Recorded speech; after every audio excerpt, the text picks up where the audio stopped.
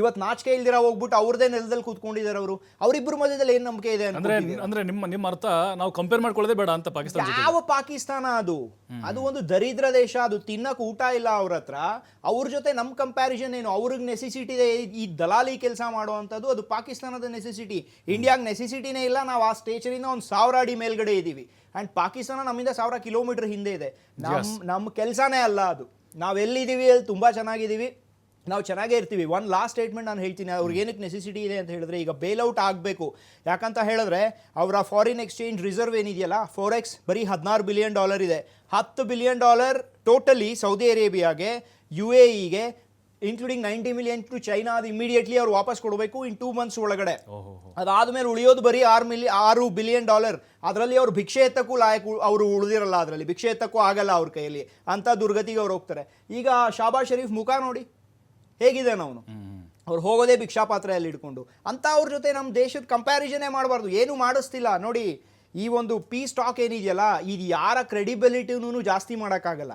ನಮಗೆ ನೆಸೆಸಿಟಿ ಇಲ್ಲ, ಇವ್ರಿಗೆ ನೆಸೆಸಿಟಿ ಇದೆ. ಯಾಕಂತ ಹೇಳಿದ್ರೆ ಅವರು ಭಿಕ್ಷೆ ಎತ್ತಾ ಇದ್ದಾರೆ, ಅವರು ಭಿಕ್ಷಾ ಪಾತ್ರೆ ಒಳಗಡೆ ಹಣ ಬೇಕೀಗ, ಹಣಕ್ಕೋಸ್ಕರ ಹೋಗಿದ್ದಾರೆ ಅಷ್ಟೇ ಅವರು. ಎಸ್, ಈಗ ವಿರೂಪಾಕ್ಷಪ್ಪ ಸರ್, ಎಲ್ಲ ಒಂದು ಕಡೆ ಈ ಮಾತುಕತೆ ಸಂಧಾನ ಇದೆ ಅಲ್ವಾ, ಅದರ ಹಿಂದೆ ಚೀನಾದವರು ಕೆಲಸ ಮಾಡಿದ್ದಾರೆ. ಚೀನಾ ಮಾತು ಕೇಳಿಕೊಂಡು ಪಾಕಿಸ್ತಾನ ಈ ರೀತಿ ಮಾಡ್ತಿದೆ, ಅಥವಾ ಇರಾನ್ಗೆ ಅವರ ಬೆಂಬಲ ಇದೆ, ಹಾಗಾಗಿನೇ ಈ ಸಂಧಾನ ನಡೀತಾ ಇದೆ ಅಂತ?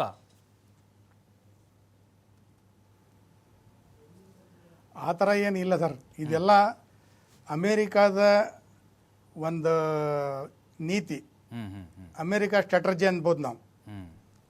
ಅಮೇರಿಕಾನೇ ಪಾಕಿಸ್ತಾನಕ್ಕೆ ಹೇಳಿ ಎಲ್ಲ ಮಾಡಿಸ್ತಾ ಇರೋದು. ಅದರಲ್ಲಿ ಚೀನಾದ ಏನು ಇದು ಬರಲ್ಲ, ಅಮೇರಿಕಾನೇ ಎಲ್ಲ ಹೇಳಿ ಮಾಡಿಸ್ತಾ ಇರೋದು. ಅಲ್ಲ, ಮತ್ತೆ ರಷ್ಯಾ ಕೂಡ ಇದೆ ಅಂತ ಹೇಳ್ತಿದ್ದಾರೆ ಇದ್ರ ಹಿಂದೆ.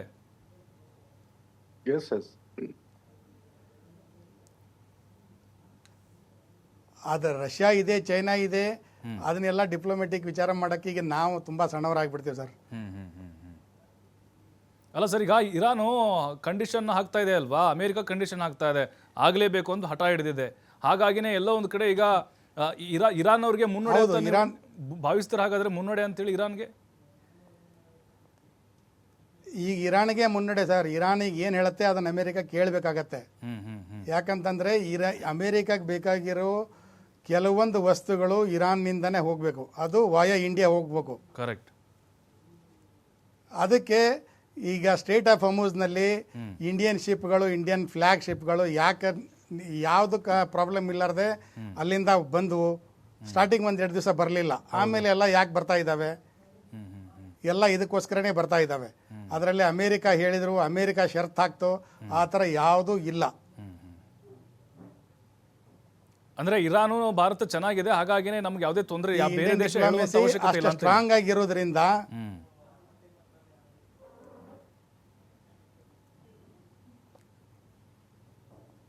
ಏನು ಕೇಳಿದೆ ಸರ್? ಅದೇ, ಈಗ ಇರಾನ್ ಮತ್ತೆ ನಮ್ಮ ಸಂಬಂಧ ಚೆನ್ನಾಗಿದೆ, ಹಾಗಾಗಿ ಅಮೆರಿಕಾದ ಮಾತು ಕೇಳಿನೇ ಅವರು ಹಡಗನ್ ಬಿಡ್ತಾರೆ, ಅದೆಲ್ಲ ಬೇಡ ಅಂತ ಈಗ? ಹೌದು ಸರ್, ಹೌದು. ಅಲ್ಲ ಸರ್, ಈಗ ಹೋರ್ಮುಜ್ ಏನಿದೆ ಅಲ್ವಾ, ಜಲಸಂಧಿ ಇದೆ ಅಲ್ವಾ, ಈಗ ಇರಾನ್ ಅವರು ಇದು ನಮ್ಮ ಹಿಡಿತದಲ್ಲೇ ಇರಬೇಕು ಅಂದ್ರೆ, ಈಗ ಅಮೇರಿಕಾ ಅಥವಾ ಇರಾನ್, ಅಮೇರಿಕಾ ಆಗಿರ್ಬೋದು, ಇಸ್ರೇಲ್ ಆಗಿರ್ಬೋದು, ಅಥವಾ ಬೇರೆ ಬೇರೆ ದೇಶಗಳಾಗಿರ್ಬೋದು, ಈಗ ಅಲ್ಲಿ ಯುದ್ಧ ಆಗ್ತಿರೋದು 2 ದೇಶಗಳ ವಿರುದ್ಧವಾಗಿ ಇರಾನ್ ಅವ್ರಿಗೆ. ಹಾಗಾಗಿ ಬೇರೆ ಬೇರೆ ದೇಶಗಳನ್ನ ಹಡಗನ್ನು ಅವ್ರು ಯಾಕೆ ಕಟ್ಟಿ ಹಾಕಬೇಕು ಅಂತ? ಇದು ತಪ್ಪಲ್ವಾ ಇರಾನ್ ಅವ್ರದ್ದು? ಅಲ್ಲ ಸರ್, ಈಗ ಅವ್ರು ಯುದ್ಧ ಮಾಡ್ತಾ ಇರೋದು ಈಗ ಅಮೇರಿಕಾದವ್ರಿಗೆ ಇವ್ರು ಯಾರಾದರೂ ತಿಳಿಸಿ ಹೇಳಬೇಕು, ಇಲ್ಲ ಜಗತ್ತಿಗೆ ತೊಂದರೆ ಆಗ್ತಾ ಇದೆ ಅಂತೇಳಿ ಅಮೇರಿಕಾ ಹಿಂದೆ ಸರಿಬೇಕು. ಅದಕ್ಕೋಸ್ಕರ ಅವ್ರು ಎಲ್ಲರನ್ನೂ ನಿಲ್ಲಿಸ್ಬಿಟ್ಟಿದ್ರು.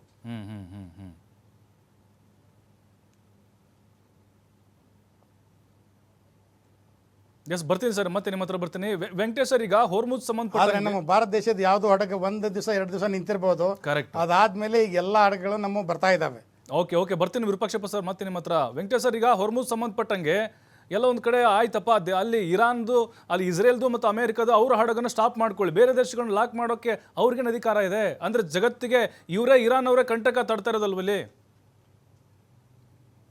ನೋ, ಆತರ ಇಲ್ಲ. ನೀವು ಯಾಕ ಒಂದು ತಿಂಗಳ ಹಾರ್ಮೋಸ್ ಕ್ಲೋಸ್ ಆದದಕ್ಕ ಇಷ್ಟು ಇದು ಏನಂತಂದ್ರ ಫ್ಲೇರ್ ಅಪ್ ಆತ್ರಿ. ಇಡೀ ಇಷ್ಟು ದಿವಸ ಹಾರ್ಮೋಸ್ ಓಪನ್ ಇತ್ತು, ಎಲ್ಲ ಫ್ರೀ ಟ್ರೇಡ್ ನಡೀತಾ ಇತ್ತು.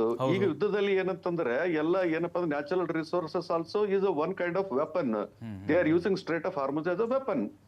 ಅಂದ್ರೆ ಅಲ್ಲಿ ವೈ ವೆಪನ್ ಅಂತಂತಂದ್ರೆ, ಈಗ ಫಾರ್ ಎಕ್ಸಾಂಪಲ್ ಯುದ್ಧದ ಕಂಡೀಷನ್ಸ್ ನಲ್ಲಿ ನಿಮ್ ಏರ್ ಸ್ಪೇಸ್ ಬಂದ್ ಮಾಡ್ತೀರಾ, ವಾಟರ್ ಸ್ಪೇಸ್ ಬಂದ್ ಮಾಡ್ತೀರಾ. ಯಾಕಂದ್ರೆ ಯಾವ ವೈರಿಗಳು ಬಂದು ಯಾವ ವೆಪನ್ಸ್ ಬಂದು ಯಾವ ಕಂಟ್ರಿಗೆ ಕೊಟ್ಟು ಹೋಗ್ತಾರೆ ಅಂತಕೊಂಡು, so that kind of check has to take place. ಅದ್ರ ಸಲ ಸ್ಟ್ರಿಕ್ಟ್ ಕಂಟ್ರೋಲ್ ಆಗ್ಬೇಕಾದ್ರೆ ಎಲ್ಲ ಶಿಪ್ಸ್ ಚೆಕಿಂಗ್ ಆಗುತ್ತದೆ, ನಿಲ್ಲಿಸ್ತಾರ.